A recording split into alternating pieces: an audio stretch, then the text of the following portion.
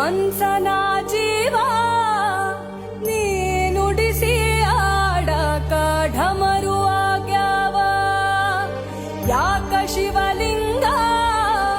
ನಡೆಸುತ್ತಿ ಹಿಂಗ ಏನೇನೂ ಇಲ್ಲಯ್ಯ ನಮ್ಮ ಕೈಯಾಗ